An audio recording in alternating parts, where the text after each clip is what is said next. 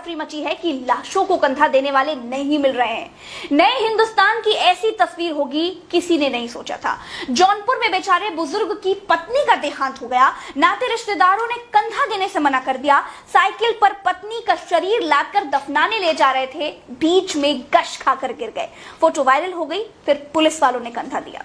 मुस्लिम जमात को कोरोना बम कहते थे ना आप लोग।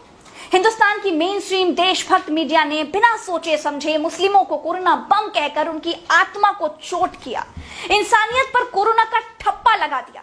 तब ये बेशर्मी, ये नंगा नाच करने में देश की मीडिया को बहुत मजा आया था। मैं तो मिश्रा हूं, मेरे पास तो मिश्रित ज्ञान है, प्योर पंडित हूं, मुझे भी मजा आना चाहिए था। एक धर्म के लोगों को लुलुहाया जा रहा था, प्रोवोक किया जा रहा था लेकिन नहीं, मेरे देश के हिंदू भाई बहन सब देख सुन रहे थे। मीडिया की आत्मा मर चुकी थी, लेकिन हम भारतीयों में जिंदा थी। खैर, अब वही आपके जमात वाले जिनको हमारी मेन स्ट्रीम मीडिया बेशर्मी से कोरोना बम कहती थी, वही मुस्लिम लोग समाज में सेवक बनकर सामने आए हैं। बात निकल आई है तो अभी का एक किस्सा बता देती हूँ। वीडियो बनाने से ठीक पहले हमारे पास एक खबर आई कि गोमती नगर में टोटल टीवी के पत्रकार का कोरोना से निधन हो गया। कोई अंतिम संस्कार करने वाला नहीं मिल रहा था। दिल्ली से लोगों ने ट्वीट किया, लखनऊ की 45 से 50 लाख की आबादी में एक भी आदमी या एक भी देशभक्त पत्रकार नहीं मिला जो कहता कि ठीक है, पत्रकार के घर वाले लाश नहीं ले पा रहे तो भैया चलो हम जला देते हैं। सामने आया कौन? सामने आए सैयद रिजवान अहमद भाई। वो लाश वाली गाड़ी लेकर पहुंचे और भैंसा कुंड पर पत्रकार का अंतिम संस्कार किया। याद कीजिए, रिजवान अहमद पिछले साल वाले कोरोना बम हैं। जो मीडिया उनको कोरोना बम कह रहा था, उसी मीडिया के पत्रकार का अंतिम संस्कार तब किया जब उनके अपने घर वालों ने लाश लेने से इनकार कर दिया। यही क्यों बताने बैठी हूं तो और मस्जिद वाले और कोरोना बमों के बारे में सुनते जाइए, जो इस मुश्किल घड़ी में हिंदुस्तान के लोगों के लिए फरिश्तों की तरह काम कर रहे हैं। और मन ही मन पश्चाताप करिए कि पिछले साल आपने इन्हें कोरोना बम कहकर पाप किया था।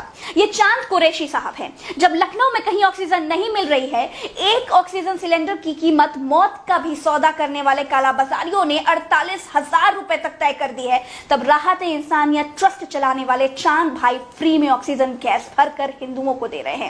सभी को दे रहे हैं, सभी। वो किसी जात धर्म पर विश्वास नहीं करते।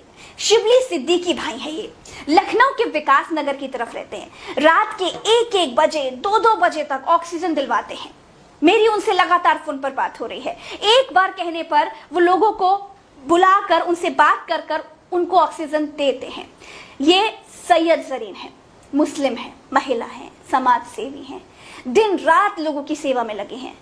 रोजा चल रहा है, लेकिन फिर भी बिना सोचे समझे जिस वक्त उनको किसी की भी मदद के लिए फोन कर दे, वो तुरंत उठा लेती हैं और तुरंत मदद करती हैं। आज जब सीएमओ फोन नहीं उठाते हैं, बड़े बड़े अधिकारी फोन नहीं उठाते हैं, हॉस्पिटल्स में फोन नहीं लगते हैं, तब सैयद जरीन लोगों की मदद के लिए फोन उठा करके लोगों की मदद करती हैं। सिलेंडर से लेकर इंजेक्शन तक, इंजेक्शन से लेकर दवाओं तक सबकी व्यवस्था करवाती हैं।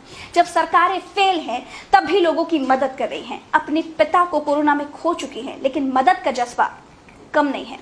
हिंदुस्तान की ये वो कोरोना बम है जो लोगों का धर्म नहीं देखती। सिर्फ यही नहीं है, इफ़त चाचा, जिनको मैंने कभी सामने से नहीं देखा, लेकिन लखनऊ में जरूरतमंदों तक सिलेंडर भरवाकर फ्री में पहुंचाते हैं।